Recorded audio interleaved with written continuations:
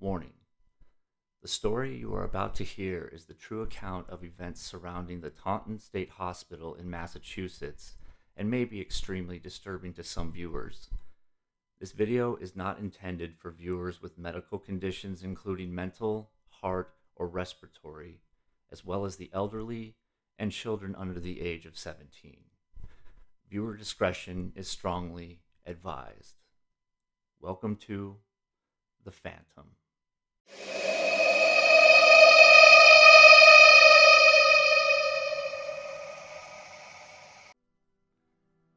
Taunton State Hospital, Massachusetts.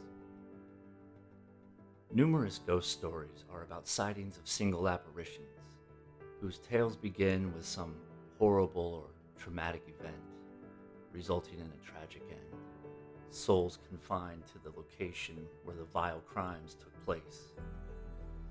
But when a site is subject to the constant visitation of more than a single spirit, then that story would be indeed a horrifying haunting. Asylums have always been sites of hauntings, and for good reason. During earlier times, these places treated as the graveyard for the mentally ill. During the pre-dawn of modern medicine and enlightened interpretations of psychology, the insane and the mentally disturbed were discarded by their families and sent to faraway institutions.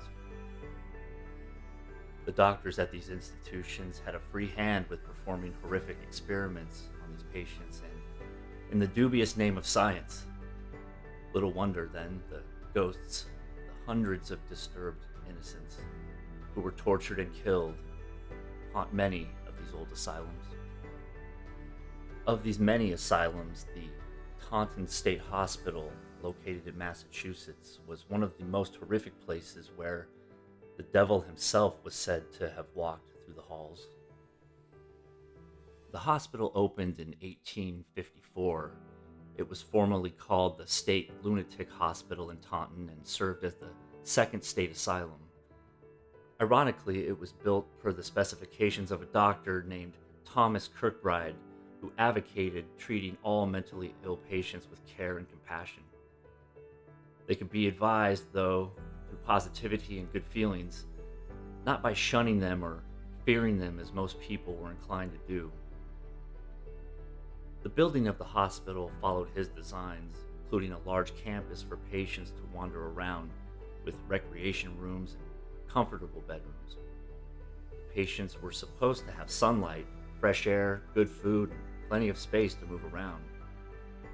It had bridgeways to keep the wards connected to the hospital's infirmary wing. The hospital was aesthetically beautiful and quite pleasing to the eye. The outer beauty, however, could not hide the inner ugliness that was taking place in its hollowed halls, its history of bloody and murderous and painful. Thousands of patients tortured, and several staff members over the years have reported stories of being victims themselves of some paranormal phenomenon. Taunton itself hosted several infamous people within its walls. Thomas Hubbard Sumner, the inventor of the Summer Line, was one such patient who spent his last days in the hospital. Convicted serial killer Jane Topin was also sentenced to life here, and her story is quite a chilling tale. Topin, who lost her mother when she was just a child, was raised by her father, who was an alcoholic and eccentric madman named Kelly the Crack. Left his two daughters at the Boston Female Asylum and vanished. Jane, adopted as the servant of the well-to-do Topin family, took their last name. As she grew up and trained to be a nurse, she started using her patients as her guinea pigs, dosing them with various drugs such as morphine and atropine. She claimed that the sight of her patients when they were close to death aroused her sexually. She would dose them, get into bed with them, and hold them close as they passed away. She later moved back to her hometown, where she killed her foster sister, as well as attempted to seduce her widowed brother-in-law after the gruesome fact. With her foster sister dead, she tried to convince her sister's husband that she loved him by poisoning him, and only to nurse him back to health. She also poisoned herself to gain sympathy from him. These attempts to get her brother-in-law's attention did not work. He sent her away from their home. Investigations of her previous murders led to her arrest, where she confessed to having killed more than 30 people. Sentenced Jane to life at the Taunton State Asylum. Her ghost, no doubt, still haunts the halls, drawing people closer to death and holding them tight as they pass into the void. Madness, violence, and murder ran rampant within the halls of Taunton. While many patients housed within the facility were genuinely disturbed, what was far more frightening were the secret activities of the doctors and staff members themselves at Taunton. According to local legend, Taunton was the site of cult activity and devil worship. Rumors of patients routinely sacrificed to Satan and other demons. Staff members allegedly brought the most helpless of patients down to the basement to be offered to the Dark Lord as sacrificial lambs. Some patients who, after having heard the rumors of what transpired below the hospital, refused to be brought down to the basement. Because of this, they lost their outside privileges. What exactly happened in the basement? You can only speculate. A vast number of staff members report that the basement remains icy cold even in the middle of summer. Numerous cold spots move throughout the entire hospital. Even today, strange markings in blood cover the walls of the basement where these rumored murder rituals took place. No doubt, possibly hundreds of lost souls are still trapped within these haunted corridors, trying to reach out in the only way they know how. One staff member decided he would like to see the truth for himself. As he walked down the length of the stairs, he stopped on the final step, unable to move further. Rooted to the spot, he described what could only be a paranormal experience.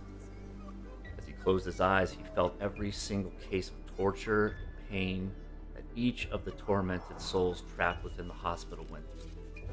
He raced back up the stairs and resigned from his job that very day.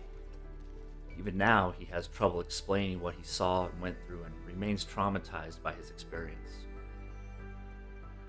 The hospital isn't the only thing that haunts the people of Massachusetts. The woods that surround it are just as terrifying. Allegedly, satanic rituals have taken place there as well. People have reported hearing the groaning moans, desperate cries, and anguished calls for help at night. Banging noises are a daily occurrence, as are flashing lights and strange, cold drafts. Some of the later staff reported seeing a man in white walking around the corridors of the third floor.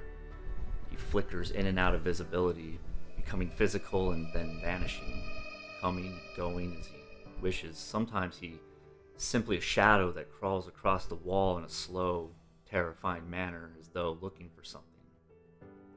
Other times he becomes a solid figure striding across the hallway. In a rage, the apparition is always a male, but no one has ever seen his full face. Residents have reported that he stands in the corner of their rooms and watches them silently. Switch on the lights and he vanishes, his face always hidden in the shadows. Could he be one of the many victims who was tortured and killed at Taunton? Or is he the devil himself waiting to ensnare unsuspecting victims? Did the doctors, through their heinous acts of brutality and murder, actually manage to raise Satan himself? Is the victim or perpetrator? Or perhaps even both? We can only speculate. The cemetery is also quite a haunting sight. One resident reports a chilling story. A patient managed to escape the halls of Taunton. He ran out of the facility but tired quickly, and unable to run any further, he decided to wait the night out in the graveyard.